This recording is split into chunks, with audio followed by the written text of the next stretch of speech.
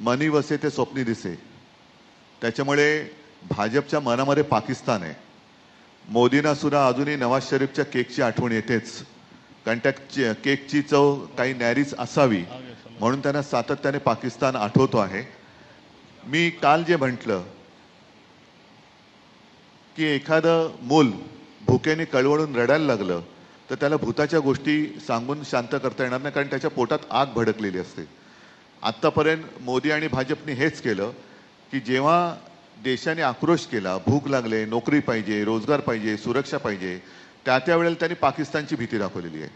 आता याच्यामध्ये गेल्या वेळेला पुलवामाचा जो हल्ला झाला होता त्याच्याबद्दल तत्कालीन जम्मू काश्मीरचे राज्यपाल सत्यपाल मलिक यांनी जो एक खुलासा केला किंवा यांचं जे भांडं फोडलेलं आहे त्याच्याबद्दल यांच्याकडे उत्तर नाही आहे.